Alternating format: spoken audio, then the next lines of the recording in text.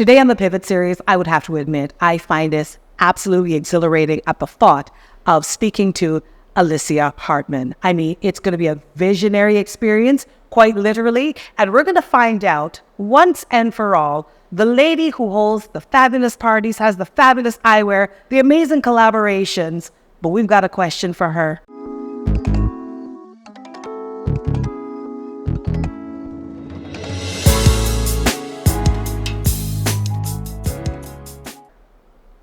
Who is Alicia Hartman? Wow. That's a question that you never really think about because you can only imagine what people think of you. Yeah. So to self-examine is, I am a woman in my 40s, living my best life, a mother to my beautiful sons. This is my number one priority because it's important for me to raise great boys, to respect women, and their dad does the same. So we raise our boys together to do that. And that is my priority, raising good boys, and also being authentic.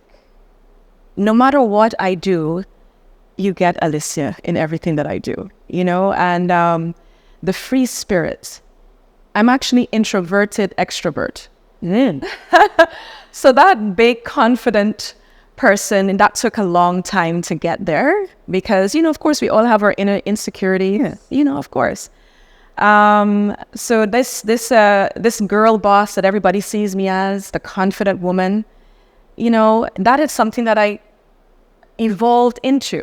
In my 40s, I feel the most confident and I feel the most loved as well. So I look forward to see what life has in front of me, and I look forward to taking care of my clients, and that's who Alysia is. 100% me at all times. I can tell from your accent, you are influenced by many, many parts of the Caribbean, primarily from where?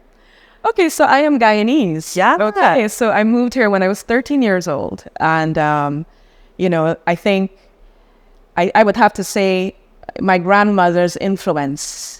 Maybe that's why I'm an entrepreneur and why people call me a girl boss. Yeah. I don't know if I like to use that word so much because I don't see myself as a boss. I just see myself as, of course, all of this as entrepreneurship, as what it started as was, I think all of us is from need and the passion behind something. When I first started, I come from a very modest background. So, when I grew up, my grandmother, she was like, Alysia, go for it. She lives in Guyana now. She lives in the Barbados River, which I'm very proud of. So, yes, I am Guyanese. So Barbados. Growing up with your grandmother, as your influence in particular, what did she teach you? Give us some secrets. She is a strong woman. She looks after her community. She works in the farms. So I grew up, I know a lot about gardening. So, I'm a creative. All of these things I got from my gran. And, and I think my mom and my aunts, they're all influences. And of course, my dad as well. So hence the creative spirit and so on. So I lived in Guyana when I was from the age of, until I was 13. So, and she always said to me, I'm a go-getter, because I can sell anything. You know why? Because I believed in everything I sell, no matter what it is. Yeah. So it can be from akis to mangoes to tamarind balls. Guess these mangoes. From lemonade. Yeah. It doesn't matter what you're selling. Just sell it with, conviction and believe in it. Well, so that's probably what you had to bring with you, knowingly or unknowingly, because you're thinking Barbados, you're thinking, Barbados, and you don't naturally think luxury when it comes there. But maybe, as our talks have revealed, the concept of luxury has to be revealed and refined. Absolutely. Yeah. Because the concept of luxury is how something makes you feel. And, and that is for me as well. So it makes me feel great giving my clients something that I know is well fitted, well made, well produced. And because I feel so great when I sell it to you, you believe that. My clients all around the world, when they wear anything from the store, they trust me. And that trust can only come from a place where they know that, one, I know my product well. It's well researched. They believe in me. They trust me to make decisions for them. to bring out their personalities in every single pair that they wear. But at the end of the day, what gives it the je ne sais quoi? It is actually you being your unique self in everything that you wear. So it doesn't even matter what you wear, but it's how you feel and what you know about what you're wearing and the story behind all of it. And that's why even in every pair of whatever brand is in the store, it's important for those brands also to have great stories in each pair. So when we sell you the pair, we tell you all about the stories, and clients love sitting and listening to the stories of all the brands in the shop. Yeah. So it's fun. Because I would look forward to somebody saying, I love your eyewear. Funny story. Yes, that's exactly what happens. You know, like, so my clients say, Alysia, I'm in the airport in Miami, and people are like, all they're talking about is my glasses. Yeah. So, you know, I feel proud of that. It's like we've created, as I said, an eyewear culture from Barbados. So, you know, we're not just wearing flip-flops. We're coming with fantastic luxury eyewear glasses. They see it. They see it. We see. That's what we do.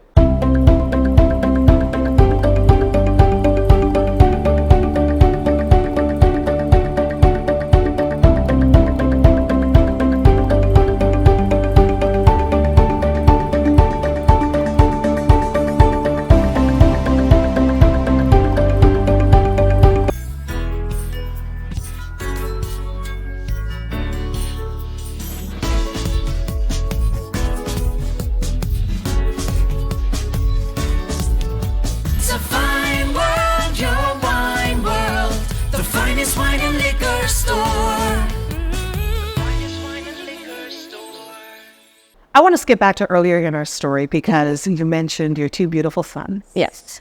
And I want to ask you, because you said mom first, how do you incorporate your children in the building of your brands, the business? Are they incorporated at all? Absolutely. My boys are every part of the journey because I involve them. They see what I do. They see my passion. I talk to them all the time, whether they like it or not, about eyewear.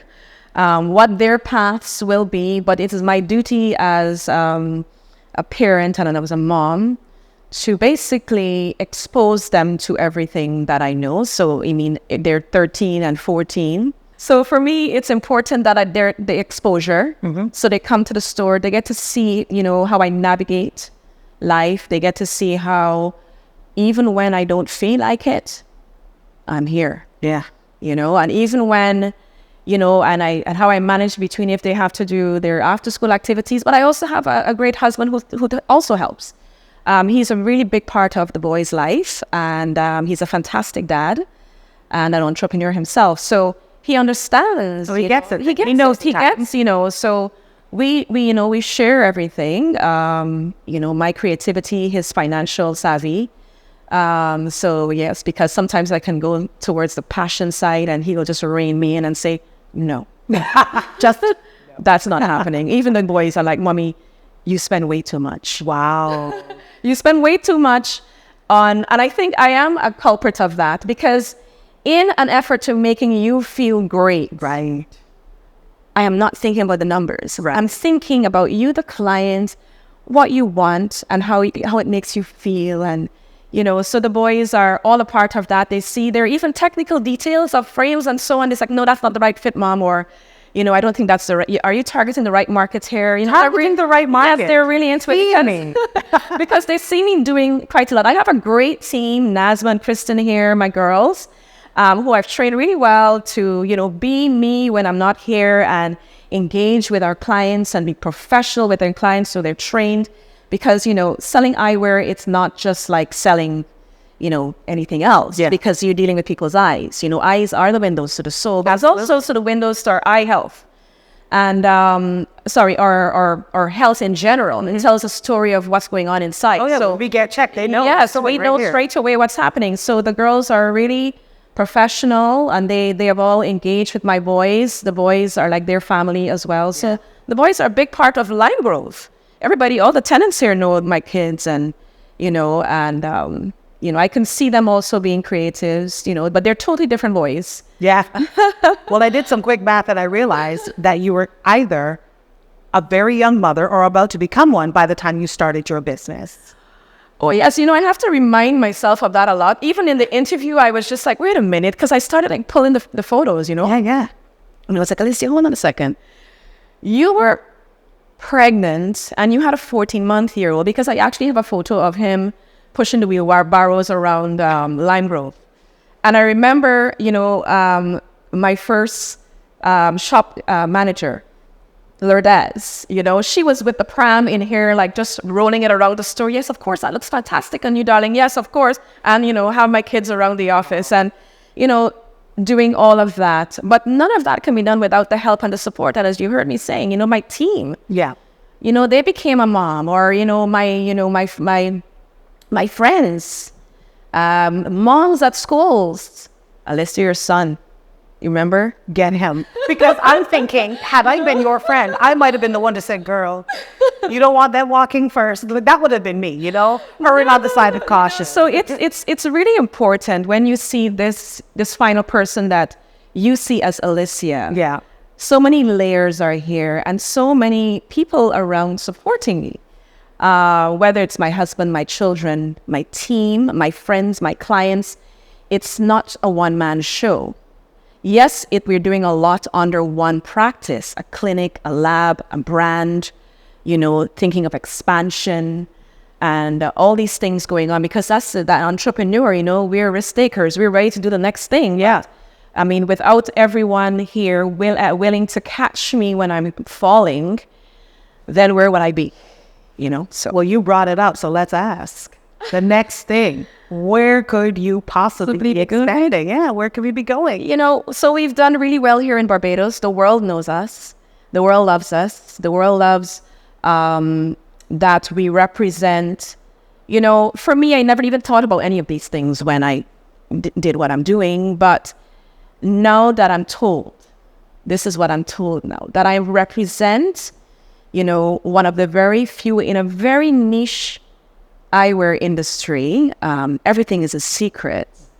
To be recognized and respected on the level that Eye Q, that the brand is, and myself respected, it's truly an honor to represent the Caribbean as a whole in the eyewear industry beyond the shores of Barbados. So for me, it's really a privilege. And I think, I said earlier, it's very important to know why you're doing something. That why sometimes changes, of course, on your, evolution and as you evolve. So the why now becomes even bigger, because now the purpose is different. Because now you're telling me that I represent an entire Caribbean, I represent an entire country in eyewear. I have to represent that on the next level and take it to the next level. So where are we going next? So we've been doing some pop-ups around the Caribbean, collaborating with only the best in, design around the Caribbean. Our most recent would have been in Trinidad, where we collaborated with Mailing, where we featured our eyewear in her beautiful store. We love her aesthetic, her simple lines and designs. We love that. So it was truly an honor for her to invite me to be a part of that. And we, since then, have gained the love of our Trini family. And we've also done it in Jamaica. We have friends. We have an Eye Q in Jamaica, but we're not related, but we're related. They also carry the Peoples from Barbados brand in Eye Q in Jamaica. We have Kerry, of course, in Jamaica that we met as well. So amazing. Saying hello also to my friend Novia from Jamaica. So I have a lot of supportive women around the Caribbean who are rooting for me, because they see the bigger picture here, where we can use whatever we do. And in my case, eyewear, eye care, to really showcase us on another level. Black owned, woman owned. These are big things. Yeah. I never really associated with myself. I was just doing Alysia, and from a knowledge of the background of optics, just doing what I do naturally. So there's really no blueprint. Really, there's a blueprint. The blueprint, just do it. Yeah. Because I think when you overthink things, that's when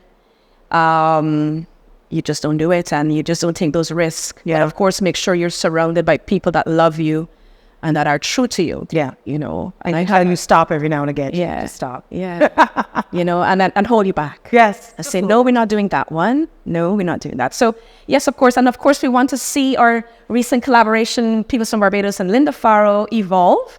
So we're waiting for Simon. And while we wait, I've got something else I want to check in with you about in just a bit.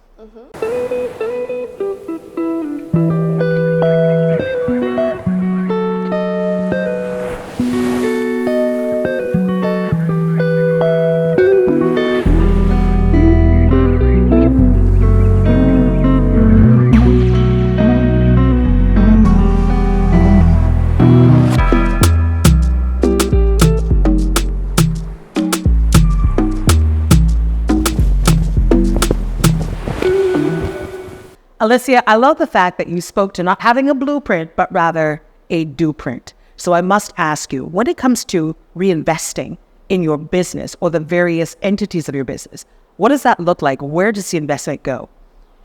Wow, because, you know, as I mentioned before, IQ, we are actually managing 4 separate entities in one shop. So you have the clinic, which is the priority, which is the lenses and so on. So then you have the lab, of course. And then you have the beautiful eyewear that you see here, just in store. Never mind the brand. So we'll get to that later.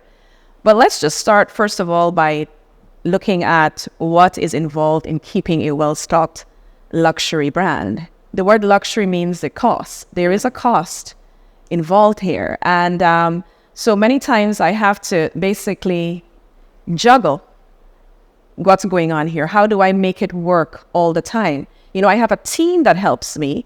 You, the client, help.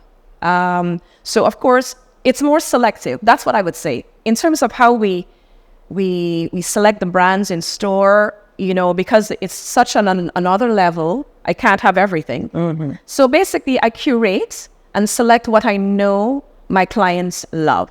Okay, and we also have relationships with our clients as well.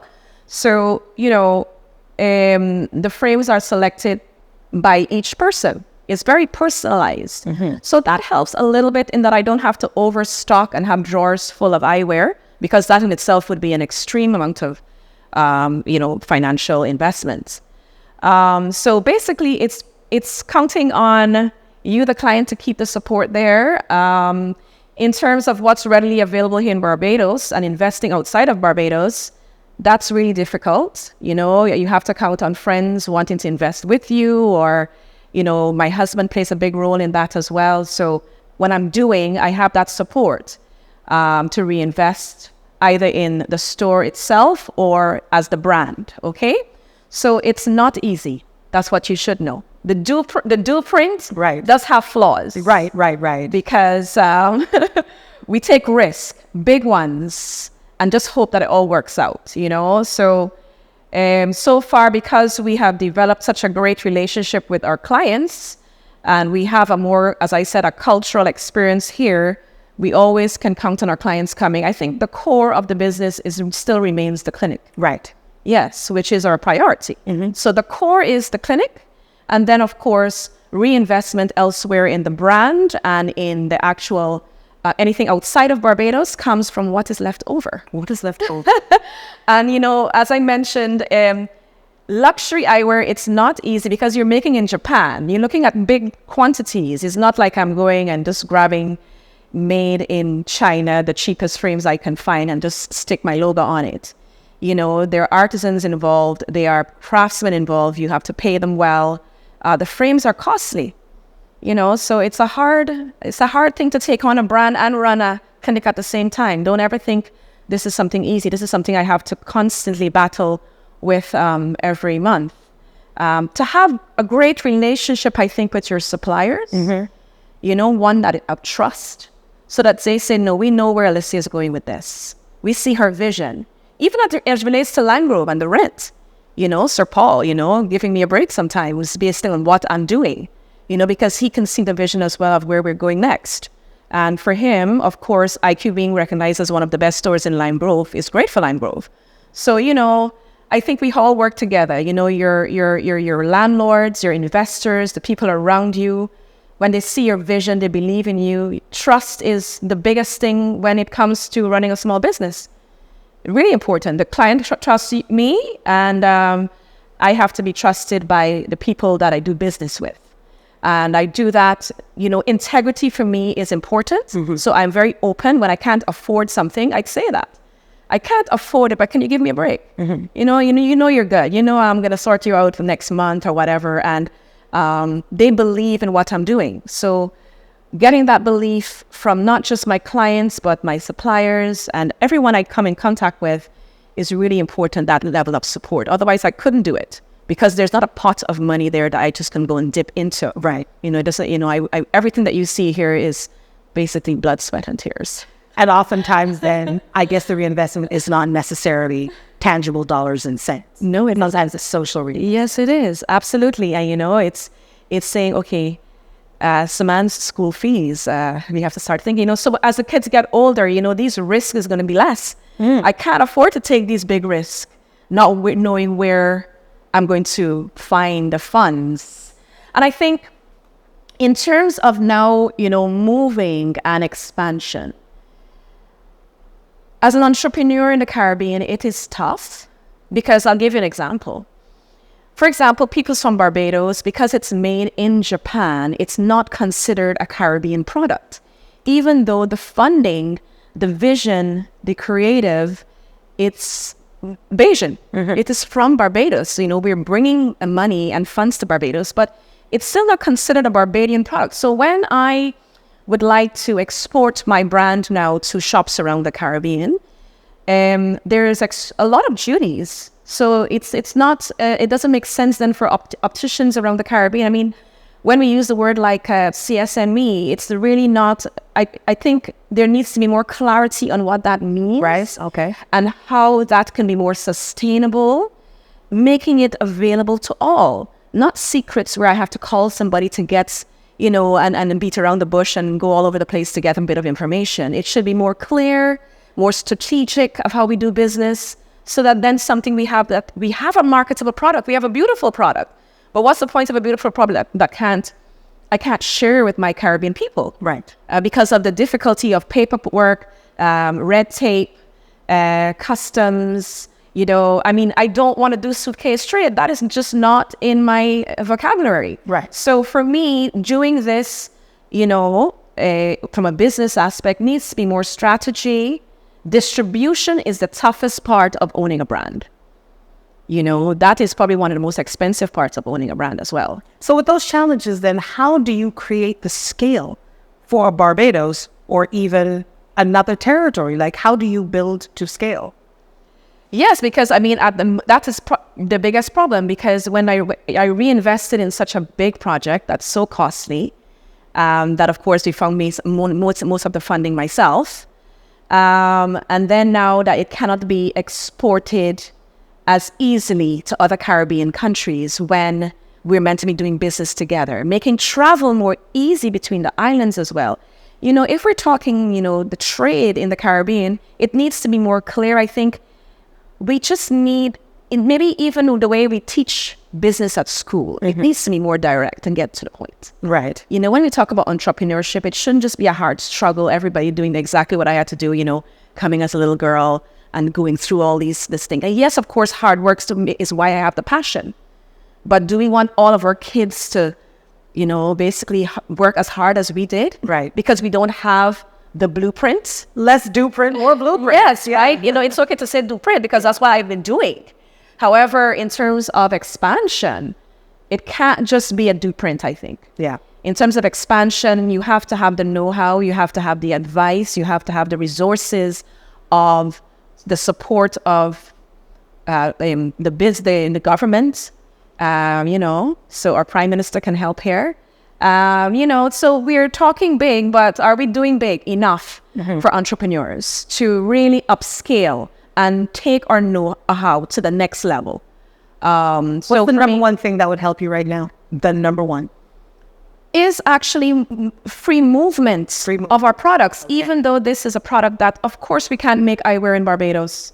And I will not lie and put made in Barbados on the temple. How can we get around that? We need to talk about things like that because, of course, on an island, we don't have a lot available. So for me to create beautiful eyewear, it has to be created in the countries where it's known for. So Italy, France, Germany, Japan. So of course, it's being created there, but why can I not trade it more easily? Right. You know, we can manufacture it here, but we can trade better, make it easier for entrepreneurs to do business. I have to ask, for someone who has so much of a story, why is this the first time we're hearing it? Because I'm an introverted extrovert. I'm a shy girl underneath, you know? Because I tell stories of others better, you know? I do. In every single pair of eyewear, it's a story I'm telling. I'm telling a story about a brand, you know? But to tell my own story, I just feel, I don't know, I think it's better for someone to ask me that, and it's the first time that you are asking me this. So I feel honored that you're asking me to dive deeper beyond the aesthetic, you know, and you see the soul of Alysia, and that I bring. I think maybe that's why I'm here still, because in everything that I do, I keep it 100% Alysia. You know, you can come in here some days and see me in a carnival outfit, you know, or, you know, doing the samba. So, you know, so there are many layers. I'm sure you didn't know that I can sew. I'm a seamstress. I did not. Yes. So, you know, all of these things, they're part of Alysia, that I went to Foundation, that I went to Combermere, that I went to UE here as well. So all along the way, all of these experiences have molded me who I am today. So, you know, I can only be grateful and thankful for the opportunity. So thank you. Now, we see a ball of confidence now, which is fantastic. But I'm going to ask you the dark secret. What keeps you up at night? Wow.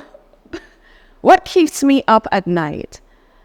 I think, you know, because as you say, as I said, I represent a brand all the time, and I represent a store.